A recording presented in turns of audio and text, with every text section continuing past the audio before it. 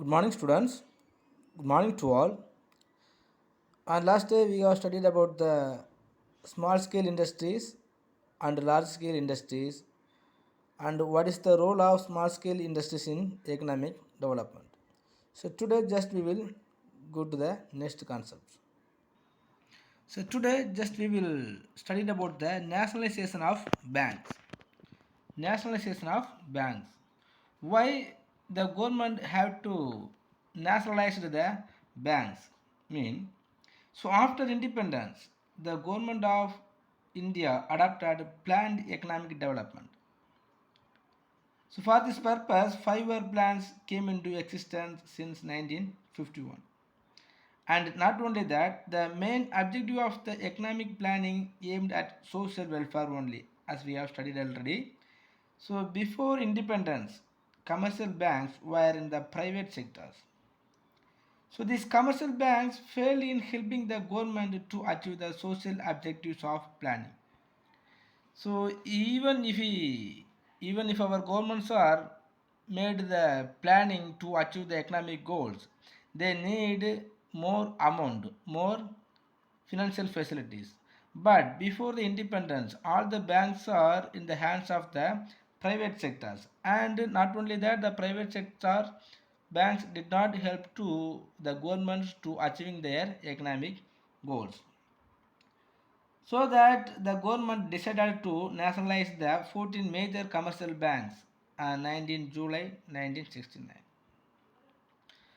So what are the objectives of nationalization of banks? Mean the main objective of nationalization of banks was to attain social welfare because all the governments, the state or the central government also want to providing their social welfare to their peoples. So some of the sectors such as the agricultural, small scale and village industries were in need of funds for their expansion. So if it is like that, if the private sector banks are not given the help to attain the social welfare to the government mean, it will never providing the social welfare to the public. So the government decided to nationalize all the banks. Next, the nationalization of banks helped to curb the private monopolies in order to ensure a smooth supply of credit to the socially desirable sections. So whenever we want to providing the many financial facilities, so the private sector banks will never help. So that the government taken the all the commercial banks, and after that it was helped to curb the private monopolies. Next, in India, nearly 70% of the populations lived in rural areas. So therefore, it was needed to encourage the banking habit among the rural populations. As the private sector banks will never establish any of the banking in the rural areas. But the 70% of the peoples are living in these rural areas. If in this rural side, if there is no banks, the peoples will not have the habit of savings. But after nationalizing the banks, the government established many of the commercial banks even in the rural side, and the government helped to improve the habit of banking in the rural people. Next, the nationalization of banks were required to reduce the regional imbalance where the banking facilities were not available. If there is not available of the banks in the rural areas or in some of the particular areas, the regional imbalance will be increased. Wherever the banks are available, the people can have the more banking habits, so the saving habits, and because of that they will get some of the interest rate, and their capital formations also will be increased. But in the same time, wherever the banks are not available, these peoples will never get this type of the possibilities. So the government, after nationalizing the banks, the government established many of the banks without any of the disparities. So next, the before independence, the number of banks were certainly inadequate. So after nationalizations, the new branches were opened in both rural and urban areas. So normally, if the banks are in the hands in the private sector, the private sector bank will never establish any of the banks in some of the areas wherever they are not able to having the profit. Next, the banks created credit facilities mainly to the agricultural sectors and its allied activities after nationalizations. So mostly the rural peoples or the agriculture peoples only will be in the need of financial facilities for their improving the agricultural sector. But the private sector's banks will never give the credit facilities to the farmers. So after nationalizing the banks, the government can give the more facilities, financial facilities to the farmers to improve their agricultural facilities. Next, 5-year plan. So already we have studied the 5-year plan. So normally if you want to doing something, before that we have to plan perfectly. If you have perfect plan, is it is equal to completed 50%. So like that the government also having this thought in their mind. It has decided to implementing the 5-year plans. The economic planning is the process in which the limited natural resources are used skillfully so as to achieve the desired goals. If the government want to achieve their desired goals, it must be having some of the perfect planning to achieving the goals. So the government has decided to implementing the 5 years plans. So till our nations are implemented the 12 5-year plans. The 12th 5-year plan only is considered as a last 5-year plan, and now the planning commissions also is not available. Instead of the planning commissions, the Nidhi Ayog is existing in our nations. So if you want to elaborately studied about the 5-year plans, under the every 5-year plan some of the achieved was decided. If you are taking the first 5-year plan, the first 5-year plan was implemented in 1951 to 56. So the main objectives of the first 5-year plan was on the agricultural development of the country. Because after first war and after second war, the peoples in our nations were not self-sufficiency in the food grains. So first, as a basic necessity of life, the food is the important one. So the government decided to focus on the improving in the agriculture. This plan was successful and achieved the gross domestic product, the gross domestic growth rate 3.6%. Next is second 5-year plan. In the second 5-year plan, the government focus was on the industrial development on the country. So first, within the first 5-year plan, so we have attained the self-sufficiency in the food product. So after that we have to give some of the importance to the industrial also. So the government has to decide to focus on the industrial sectors. Next, third 5-year plan. So this third 5-year plan also called as a Gandhi Yojana also. So the main target of this plan was to make the economy independent and to reach the self-propelled positions. Next, plan holiday. Plan holiday means so after 3 5-year plans there was no 5-year plan. So the main reasons behind the plan holiday was the Indo-Pakistan war and failure of third plan. So because of these two reasons, the plan taken as a holiday. Next, fourth 5-year plan. The two main objectives was taken in this fourth 5-year plan. First one is the growth with the stability and the progressive achievement of the self-reliances. So already within the first 5 year plan itself, we got the self-sufficiency and the self-reliance. But even though we have to growth with the stability and we have to progressive from the self-reliance. Next, fifth 5 year plan. The target of fifth 5 year plan is achieved the growth rate from the 4.8 percentage to 4.4 percentage. Next, sixth 5 year plan. Sixth 5 year plan. So the basic objectives of this plan was poverty eradication and technological self-reliance. So in this time, in this period 1982-85 only in our India, some of the poverty eradication program was implemented. So on the basis of sixth 5 year plan. Next is seventh 5 year plan. So the objectives of the seventh 5 year plan is included the establishment of self-sufficient, the opportunities for productive employment.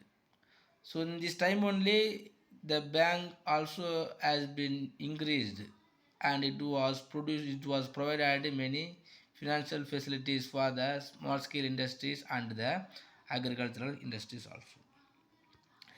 Next, eighth 5 year plan. So in this plan, the top priority was given to the development of the human resources. So the government was decided to increasing the infrastructure facilities and the educational facilities and extending the number of colleges and the other facilities also. Next, ninth 5 year plan. So the main objectives of this ninth 5 year plan was the growth with justice and equity. Growth with the justice and equity. So all the people have to get the good justice with the equal level. Next, 10th 5 year plan. So this plan aimed to double the per capita income of India in the next 10 years. So whatever we have to do for the next 10 years. So all these things was taken on this 10th 5 year plan. And not only that, it aimed to reduce the poverty ratio to 15 percentage, because the poverty reduced on that time means 10 percentage, but it was reduced to with the 10 percentage. Next, 11th 5 year plan. The main objectives of the 11th 5 year plan is faster and more inclusive growth. Faster and more inclusive growth. Next, 12th 5 year plan. So the last 5 year plan and the objectives of this last 5 year plan is faster and the sustainable growth. Because if you are growing as faster, we must focus to growth with sustainable. So this is the important factor. So the 12th 5 year plan gave the most important to the faster growth with the sustainable. Okay students, so till this 5 year plan our 8th lesson has completed. So we have some time, so we will go to the next lesson. Okay students, so next chapter is chapter 9, the development experience in India. Wherever the India got the experience, development experience in these days. The year 1991 is an important landmark in the economic history of post-independent India. The country went through a severe economic crisis in the form of serious balance of payment problem. So Indian economy responded to the crisis by introducing a set of policies known as structural reforms. So the Indian government has taken and created many structural reforms. So among these reforms, the one of the most important reform is the liberalization, privatization and the globalizations. As a new economic policies 1991, so the LPG was introduced. The meaning of LPG or the expansion of LPG is liberalization, privatizations and globalization. So first we must about the meaning of the expansion of LPG, the liberalization, privatization and globalization. Next the meaning of liberalizations. What is the meaning? So liberalizations refers to the removal of relaxation of governmental restrictions in all stages in industries. So before the 1991, so the government has more restrictions to the industrial field because many of the private sector will never come to the industries, most of the industries. But after the 1991, so by the way of delicensing, decontrol, deregulations, subsidies and greater role for financial institutions are the various facts of liberalizations. So if the governments are liberal the privatization, liberal their policies to the entrance of the private sector is considered as a liberalization. Next, privatization. So privatizations means transfer of ownership and management of enterprises from the public sector to private sector. So it is the transferring the ownership from the public sector to private sector. So even in our nations are said to be increasing or growing, some of the sectors are not maintained as efficiently. So the decided of our nations, some of the important sectors are transferring to the private. So the disinvestment, denationalizations and opening exclusive public sector enterprises to private sector are the gateway to the privatizations. So after that privatization, so many of the private industries or the private sectors or the private peoples are taken up the government sectors. That is the important sectors. Next, the globalizations. So globalization refers to the integration of the domestic economy with the rest of the world. So all the nations can have the power and the possibilities to make the investment to start at any industries and export their goods to all other rest of the world. So the tariff, non-tariff barriers opening the doors to the foreign direct investment and the foreign portfolio investment are some of the measures toward the globalizations. Next, arguments in favor of LPG.